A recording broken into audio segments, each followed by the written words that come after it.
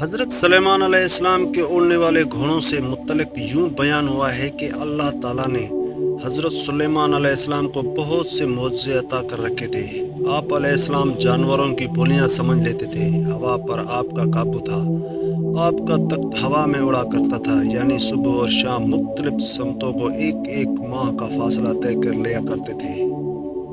حضرت سلیمان علیہ السلام کی سب سے بڑی خصوصیت یہ تھی کہ آپ کی حکومت صرف انسانوں پر ہی نہیں تھی بلکہ جنات بھی آپ کے تابع تھے۔ نہ صرف جنات و حیوانات بلکہ دنیا کی تمام تر مخلوقات ہر وقت آپ علیہ السلام کی خدمت میں موجود رہا کرتی تھی۔ اس خوبصورت حکومت اور بادشاہت کے ساتھ ساتھ اللہ تعالیٰ نے آپ کو خوبصورت اڑنے والے گھوڑے بھی عطا فرمائے تھے جو سفید رنگ، براق پروں والے اور نہایت خوبصورتی کے حامل تھے۔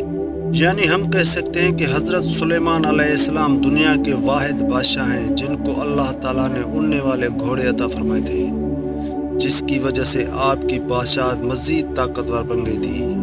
یونان کے لوگ حضرت سلیمان علیہ السلام کے اڑنے والے گھوڑوں کو ٹیکسس کے نام سے یاد کرتے ہیں۔ یونانی لوگوں کا ماننا ہے کہ یہ گھوڑے یونان میں ہوا کرتے تھے۔ رومن ماہرین کے مطابق ان اڑنے والے گھوڑوں کو وہی شخص اڑا سکتا ہے جو نہایت نیک دل اور اچھا انسان ہو۔ یہ گھوڑے خوبصورتی کے ساتھ ساتھ نہایت طاقتور اور عقل مند بھی تھے۔ تاریخ کی کتابوں میں ایک ایسے گھوڑے کا بھی ذکر آتا ہے جس کو یونیکورن کہا جاتا ہے۔ یہ گھوڑا بھی انہی اڑنے والے گھوڑوں کی نسل سے تھا۔ اس گھوڑے کے ماتھے پر ایک سینگ تھا جو نہایت خوبصورت اور شفا والا مانا جاتا تھا۔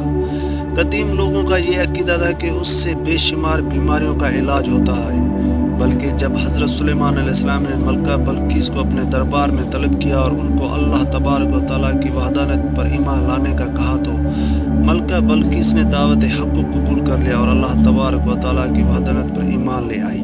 تو حضرت سلیمان علیہ السلام نے ملکہ بلقیس سے نکاح کر لیا۔ حضرت سلیمان علیہ السلام کی بیوی ملکہ بلقیس حضرت سلیمان علیہ السلام کے اڑنے والے تخت سے بہت خوش ہوئی تھی اور ان کی خواہش تھی کہ وہ بھی حضرت سلیمان علیہ السلام کے ساتھ ہوا میں اڑ کر سفر میں جائیں اور سیر کریں۔ ایک مرتبہ ملکہ نے حضرت سلیمان علیہ السلام کی بارگاہ میں عرض کیا کہ آپ ہر وقت اڑنے والے تخت پر بیٹھ کر پوری دنیا کی سیر کرتے ہیں، میری بھی خواہش ہے کہ میں آپ کے ساتھ اڑنے والے تخت پر بیٹھ کر پوری دنیا کی سیر کر سکوں۔ اس طرح جب کہ ملکہ بلقیس نے حضرت سلیمان علیہ السلام کے سامنے اپنی خواہش کا اظہار کیا تو حضرت سلیمان علیہ السلام نے فوراً ہوا کو حکم دیا تو ہوا میں اڑنے والا تخت آپ کے سامنے موجود ہو گیا۔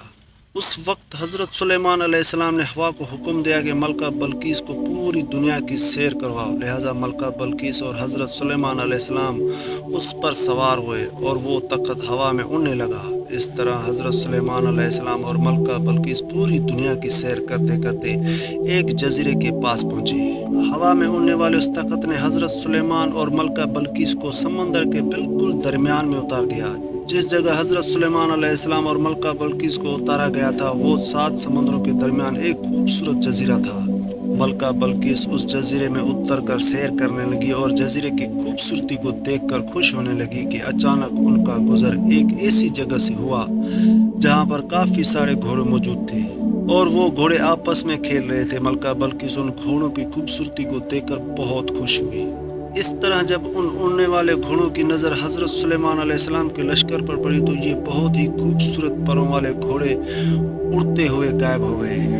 ملکہ بلقیس اور حضرت سلیمان علیہ السلام کو وہ اڑنے والے گھوڑے بہت پسند آئے۔ حضرت سلیمان علیہ السلام جب اپنے دربار میں واپس تشریف لائے تمام جنوں کو اکٹھا کیا اور حکم دیا کہ اس جزیرے میں جاؤ اور ان گھوڑوں کو پکڑ کر لاؤ، یعنی وہ گھوڑے اڑ کر جہاں بھی گئے ہیں ان کو گرفتار کر کے یہاں لایا جائے۔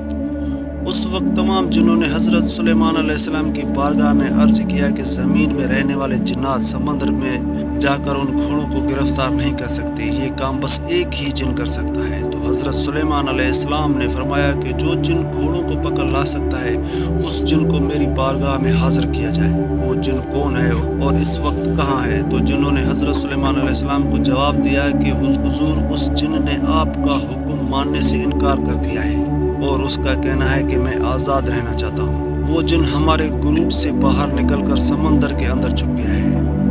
تو حضرت سلیمان علیہ السلام نے حکم دیا کہ وہ جن جس جگہ پر موجود ہو ہر صورت میں اس کو پکڑ کر میرے پاس لاؤ۔ لہٰذا حضرت سلیمان علیہ السلام کا حکم مانتے ہی تمام جن سمندر میں چلے گئے اور وہاں جا کر بلند آواز کہنے لگے کہ اے ہمارے دوست، تو جس بادشاہ کے ڈر سے یہاں آ کر رہنے لگا ہے اس بادشاہ کا وصال ہو گیا ہے، اب ہم آزاد ہیں۔ جب سمندری جن نے یہ بات سنی تو وہ خوشی خوشی سمندر سے باہر آ گیا اور اپنے دوستوں کے ساتھ مل گیا۔ اس وقت حضرت سلیمان علیہ السلام کے فرمانبردار جنوں نے اس جن کو گرفتار کر لیا اور حضرت سلیمان علیہ السلام کی بارگاہ میں عرض کر دیا۔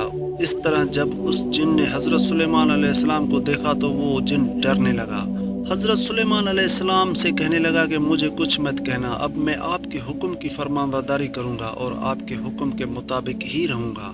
تو حضرت سلیمان علیہ السلام نے اس جن سے فرمایا کہ میں سمندر کی سیر کو گیا تھا تو وہاں میں نے اڑنے والے گھوڑے دیکھے، مجھے وہ خوبصورت پروں والے گھوڑے چاہیے۔ تو یہ سن کر جن بولا کہ حضور مجھے معلوم ہے کہ وہ گھوڑے کہاں ہیں، میں حاضر کرتا ہوں آپ کی بارگاہ میں۔ اس کے بعد وہ جن دوسرے جنوں کے ساتھ ان گھوڑوں کو پکڑنے چلا گیا، لیکن ان گھوڑوں کو پکڑنا آسان نہ تھا۔ جب جنات وہاں پہنچے تو دیکھا کہ وہ خوبصورت گھوڑے سمندر پر پانی پی رہے تھے، تو جنہوں نے کسی ترکیب کے ذریعے ان گھوڑوں کو پکڑ لیا، پھر حضرت سلیمان علیہ السلام کی بارگاہ میں پیش کر دیا۔ یہ گھوڑے جیاد نسل کے تھے اور حضرت سلیمان علیہ السلام انسانوں، پریوں اور جنوں اور گھوڑوں کے الگ گروہ بنایا کرتے تھے، تو اسی طرح ان خوبصورت جیاد نسل کے گھوڑوں کا بھی الگ گروہ بنا دیا۔ حضرت سلیمان علیہ السلام ان گھوڑوں کو جنگوں کے علاوہ مختلف کاموں کے لیے استعمال کرتے تھے، بلکہ ایک دن حضرت سلیمان علیہ السلام ان گھوڑوں کے لشکر کے پاس گئے اور ان کو پیار کرنے لگے اور اس قدر مشغول ہوئے کہ پتہ بھی نہ چلا کہ عبادت کا وقت گزر رہا ہے۔ اس طرح جب آپ کی عصر کی نماز کا وقت گزر گیا تب آپ کو پتہ چلا تو حضرت جبرائیل علیہ السلام آپ کی بارگاہ میں عرض ہوئے اور کہنے لگے کہ اے سلیمان، آپ دنیا کی نمائش اور مال میں اس قدر گم ہوئے کہ آپ کو عبادت کے وقت گزرنے کا پتہ بھی نہ چلا اور آپ اللہ تبارک و تعالیٰ کی عبادت کرنے سے محروم رہ گئے۔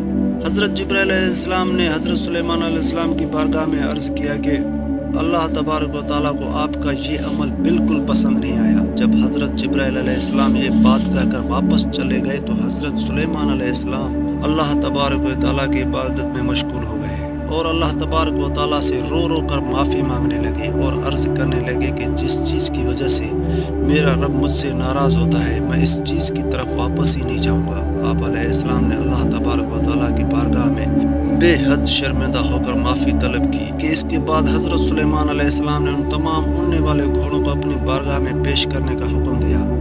جب آپ علیہ السلام کے سامنے وہ سب گھوڑے پیش کر دیے گئے تو آپ نے جیاد نسل کے سب گھوڑوں کے پروں کو کٹوا دیا، جیسا کہ اللہ تبارک و تعالیٰ قرآن پاک میں اس واقعے کی طرف اشارہ کرتے ہوئے یوں ارشاد فرماتے ہیں، اور ہم نے داؤد کو سلیمان عطا کیا، وہ کیسا اچھا بندہ تھا، بے شک رب کی طرف رجوع کرنے والا تھا۔ جب اس کے سامنے شام کے وقت تیز رفتار گھوڑے حاضر کیے گئے تو کہا کہ میں نے مال کی محبت کو یاد الہی سے عزیز سمجھا، یہاں تک کہ آفتاب غروب ہو گیا، ان کو میری پاس لوٹاؤ۔ بس پنڈلیوں اور گردنوں پر تلوار پھیرنے لگا اور ہم نے سلیمان علیہ السلام کو آزمایا تھا اور اس کی کرسی پر ایک دھڑ ڈال دیا تھا، بس رجوع ہوا اور کہا کہ اے میرے رب مجھے معافی عطا فرما اور مجھے ایسی حکومت عنایت فرما کہ میرے بعد ایسی حکومت کسی کو نہ ملے۔ اس طرح حضرت سلیمان علیہ السلام ان گھوڑوں کی خوبصورتی میں مشغول ہو گئے اور آپ سے یہ بھول ہوئی کہ آپ کی نماز قضا ہو گئی تو حضرت سلیمان علیہ السلام نے اللہ تبارک و تعالیٰ کی بارگاہ میں معافی حاصل کی اور ان گھوڑوں کے پروں کو کاٹ دیا اور اس طرح ان کی نسل کو ختم کر دیا۔